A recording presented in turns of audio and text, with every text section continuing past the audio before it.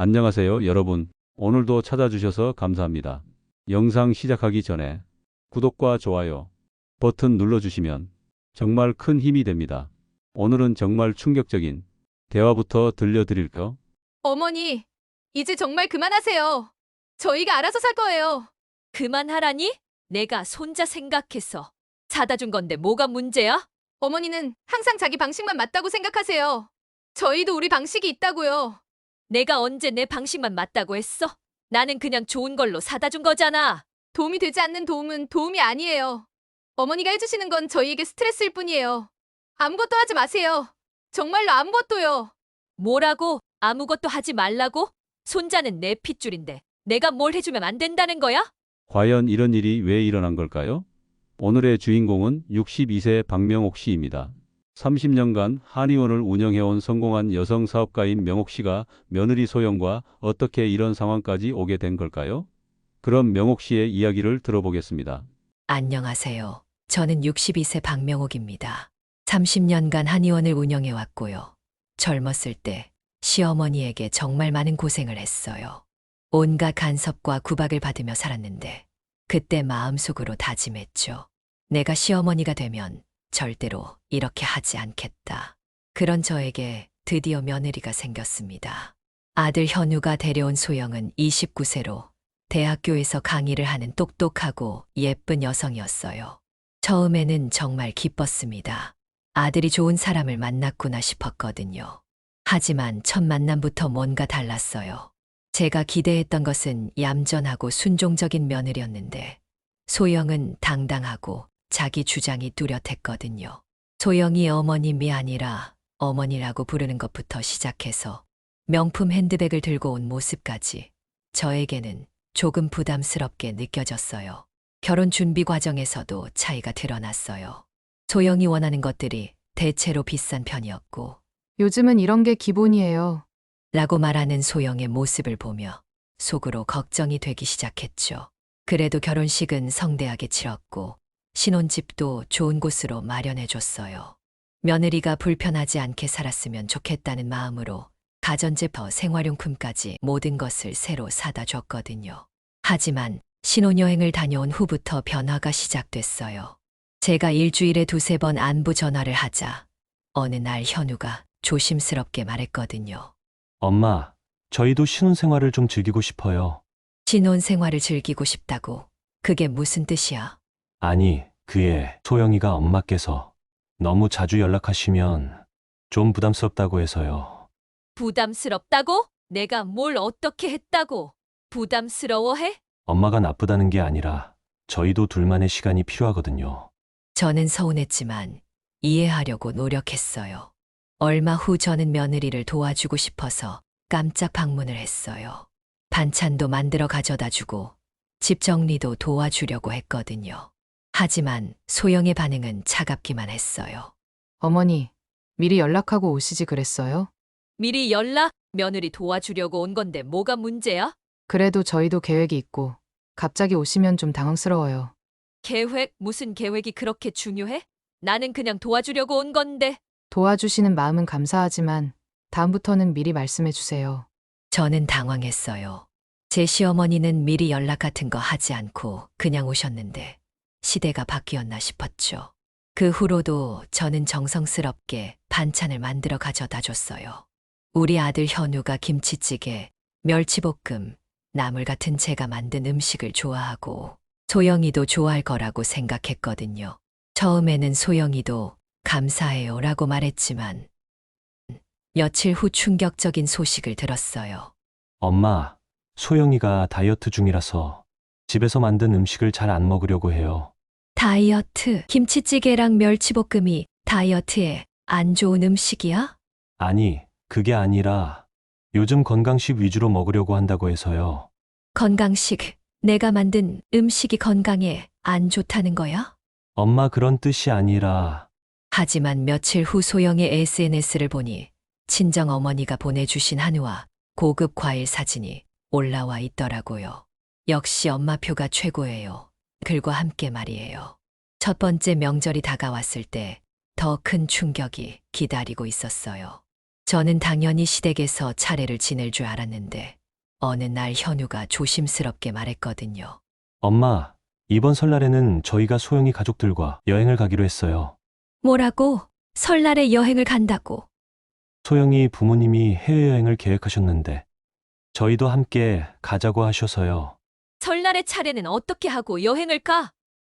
아버지 차례도 있고 할아버지 차례도 있는데. 엄마가 하시면 되잖아요. 저희 표도 이미 다 마련해 놓으셨다는데 어떻게 해요? 시댁 차례보다 처갓집 가족 여행이 더 중요하다는 거야? 엄마, 요즘은 그런 거 안 따져요. 그리고 소영이 부모님이 나이 드시기 전에 같이 여행 다니고 싶어 하셔서요. 결국 저는 혼자서 차례상을 차렸어요. 30년 넘게 명절 때마다 가족들과 함께 지냈는데 이제는 혼자가 된 거죠.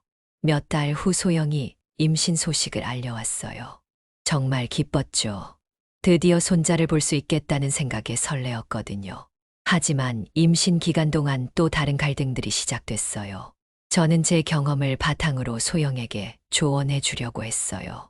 소영아, 임신했을 때는 클래식 음악을 많이 들어야 태교에 좋아.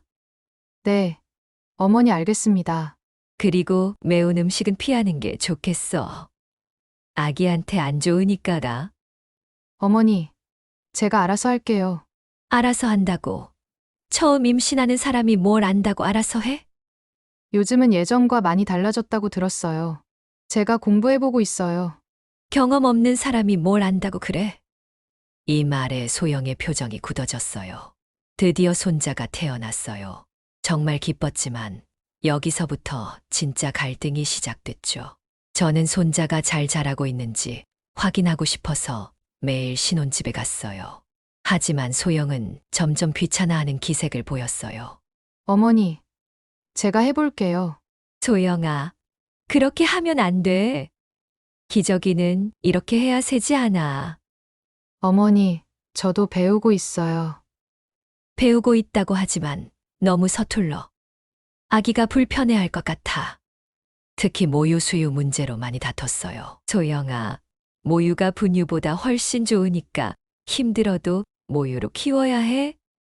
어머니, 모유가 잘 안 나와서 정말 힘들어요. 엄마들은 다 그래. 조금만 더 노력하면 돼. 어머니는 쉽게 말씀하시네요. 제가 얼마나 스트레스 받는지 아세요? 아기 옷이나 기저귀도 제가 좋은 걸로 사다 줬는데 소영의 반응은 시큰둥했어요. 어머니, 이미 준비해둔 게 있어요. 내가 사온 게 더 좋은 거야. 이 브랜드가 얼마나 좋은지 아니? 굳이 바꿀 필요 없을 것 같아요. 굳이? 할머니가 손자 생각해서 사온 건데 굳이라니? 몇 주가 지나면서 소영이가 점점 더 저를 멀리하는 게 느껴졌어요. 뭔가 조언해 주려고 하면 제 방식대로 해보고 싶어요. 라고 하고 손자 돌보는 것도 제가 할게요. 라고 하더라고요. 그러던 어느 날 소영이가 정말 충격적인 말을 했어요. 어머니, 이제 좀 그만하세요. 그만하라니. 내가 뭘 그만해? 저희도 우리만의 가정을 꾸려가고 싶어요. 어머니가 너무 자주 오시면 부담스러워요. 부담스럽다고? 손자도 보고 며느리도 도와주려고 온 건데. 어머니 마음은 감사하지만 저희에게도 우리만의 방식이 있어요. 우리만의 방식. 경험도 없는 사람들이 무슨 방식이 있다는 거야? 견우에게 하소연했더니 또 실망스러운 반응이 돌아왔어요. 엄마, 소영이 입장도 이해해 주세요. 소영이 입장은 이해하라고 하면서 내 입장은 왜 이해 안 해? 시대가 다르잖아요. 엄마, 시대가 다르면 예의도 다른 거야? 시어머니 존중하는 건 시대가 바뀌어도 똑같은 거 아니야? 엄마, 소영이가 조금 예민한 시기니까 이해해 주세요. 언제까지 이해해줘야 하는데 나는 뭐가 되는 거야? 몇 달 후 소영이 직장에 복귀한다고 했어요. 아기가 아직 돌도 안 됐는데 벌써 직장에 나간다는 거예요. 소영아, 아기가 아직 어린데 조금 더 키우고 나가는 게 어때? 어머니, 요즘은 다 그래요. 그리고 제 커리어도 중요해요. 커리어가 아기보다 중요해? 그럼 아기는 누가 봐? 어린이집에 보내려고요. 돌도 안 된 아기를 어린이집에. 내가 봐줄 수도 있는데 왜? 어머니께 부탁드리기가 죄송해서요. 그런데 현우를 통해 들은 진짜 이유는 더 충격적이었어요. 엄마, 소영이가 어머니와 육아 방식이 달라서 걱정된다고 해요. 육아 방식이 다르다고? 내 방식이 뭐가 문제라는 거야? 그러던 중에 제일 큰 사건이 터졌어요. 제가 손자 옷을 사다 주며 말했거든요. 소영아, 이거 봐. 우리 손자한테 딱 맞을 것 같지 않아? 그런데 소영의 반응은 차가웠어요. 어머니, 이제 정말 그만하세요. 저희가 알아서 살 거예요. 그만하라니. 내가 손자 생각해서 사다 준 건데 뭐가 문제야? 어머니는 항상 자기 방식만 맞다고 생각하세요. 저희도 우리 방식이 있다고요. 제 목소리가 높아졌어요. 내가 언제 내 방식만 맞다고 했어? 나는 그냥 좋은 걸로 사다 준 거잖아. 어머니는 항상 제 의견은 무시하세요. 제가 괜찮다고 해도 계속 자기 생각대로만 하시잖아요. 의견을 무시한다고? 나는 며느리 도와주려고 한 건데. 그게 잘못인가? 소영이도 이제 참지 않았어요. 도움이 되지 않는 도움은 도움이 아니에요. 어머니가 해주시는 건 저희에게 스트레스일 뿐이에요. 스트레스라고. 내가 뭘 어떻게 했다고 스트레스야?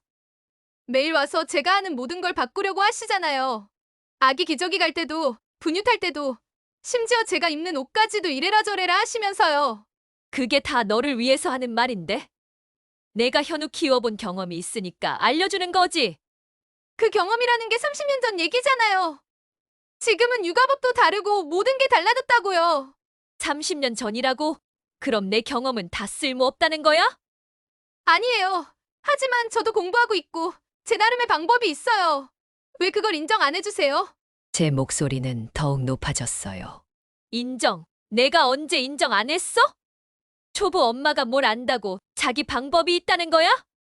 초보 엄마라고요? 그럼 어머니는 처음부터 다 아셨어요? 어머니도 처음에는 초보였잖아요. 나는 그래도 윗사람 말은 들었어.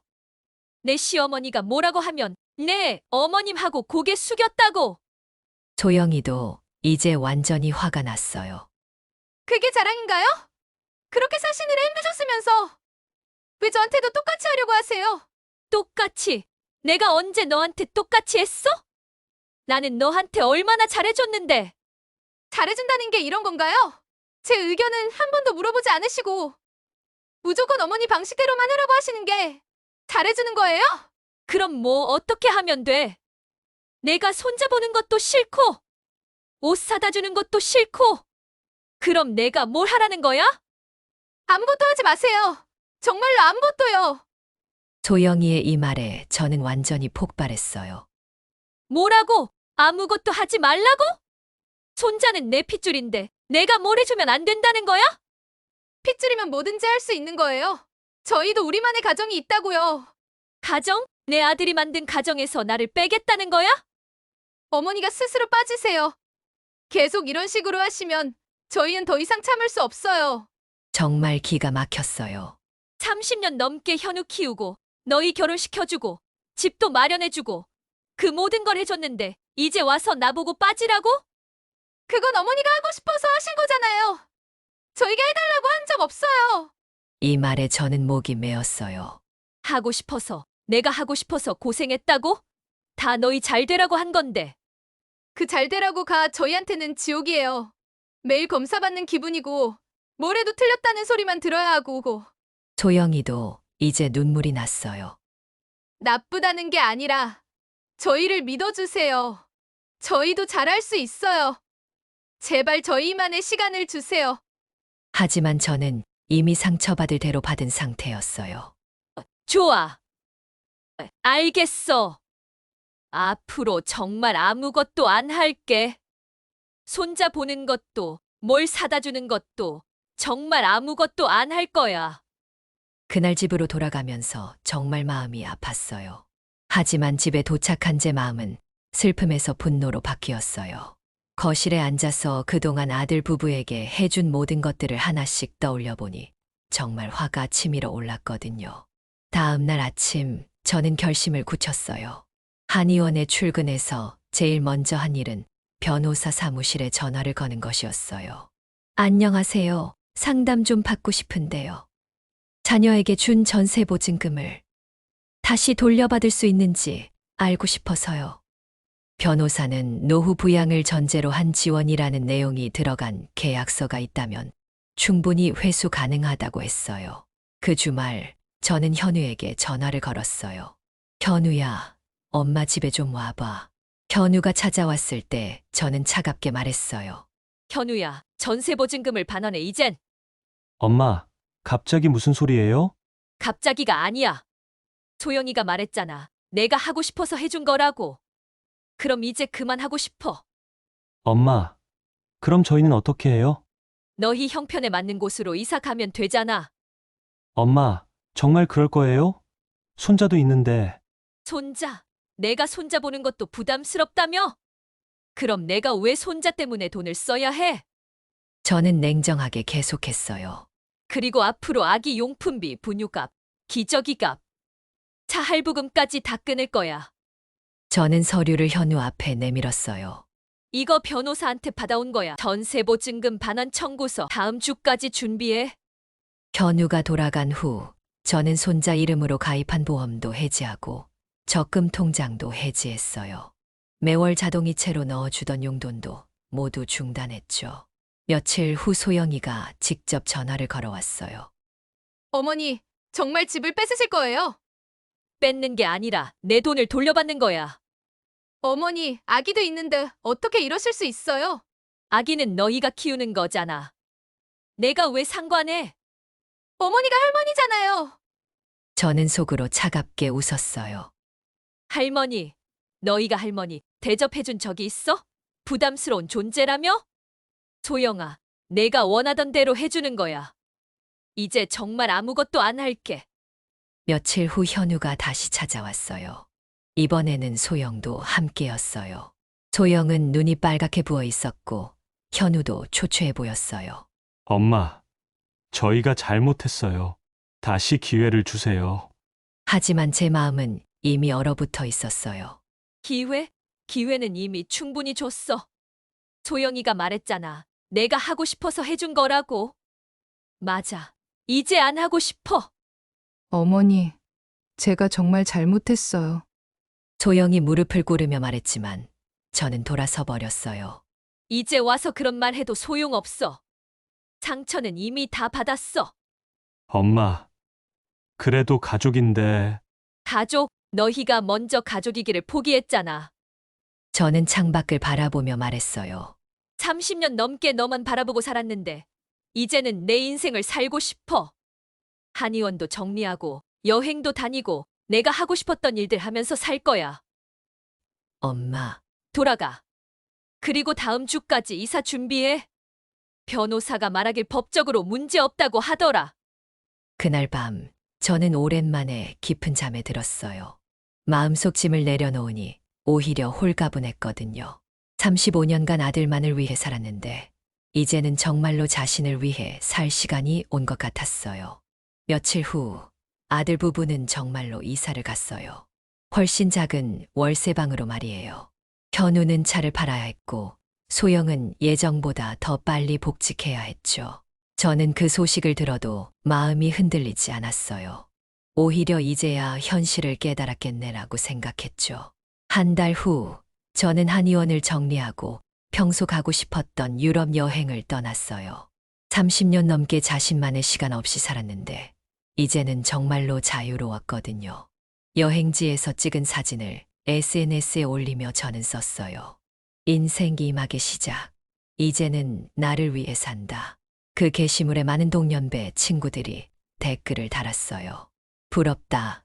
나도 그렇게 살고 싶다. 정말 멋있다. 저는 비로소 깨달았어요. 자식을 위해 희생하는 것만이 사랑이 아니라는 걸. 때로는 단호하게 선을 긋는 것도 필요하다는 걸 말이에요. 자식을 위해서는 뭐든 다 해주고 싶었던 부모였던 저. 많은 부모님들이 내 자식은 꽃길만 걸었으면 좋겠다는 생각에 희생하고 모진 말들을 참아내며 묵묵히 걸어가셨을 걸 압니다. 하지만 때로는 그게 독이 될 수도 있다는 사실을, 나의 희생이 자식의 기쁨이 되지는 않는다는 사실을 알려드립니다. 여러분께서는 저와 같이 힘든 상황 겪지 마시고 지혜롭게 행동하시길 바라겠습니다. 감사합니다. 명옥 씨의 얘기 잘 들어보았습니다. 그래도 명옥 씨는 현명하게 행동하신 것 같습니다. 뒤돌아보지 마시고 여유롭게 자신의 인생을, 자신만의 시간을 천천히 곱씹으면서 행복한 여정 보내시길 바라겠습니다. 사연자분과 같은 경험이 있으시다면 댓글로 공유해 주세요. 마지막으로 구독과 좋아요를 눌러주시면 더 좋은 컨텐츠로 보답드리겠습니다. 오늘도 건강하시고 행복한 하루 보내세요.